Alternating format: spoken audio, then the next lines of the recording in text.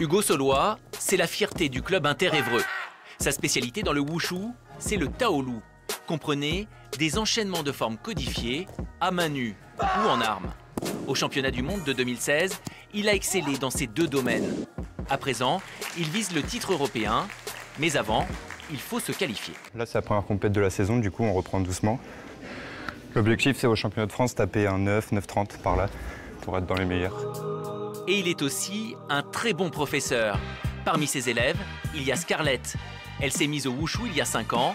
C'est maintenant la championne de France en titre. J'aime bien tout, se faire plein d'amis, faire la roue, des petites acrobaties et combattre. Dans l'heure, on compte 700 licenciés de wushu. Un sport en plein essor depuis une dizaine d'années, après avoir été longtemps relégué au second plan. L'histoire du wushu est très ancienne, elle a plus de 2000 ans d'histoire. Mais après, ça s'est développé après l'époque Mao en Chine.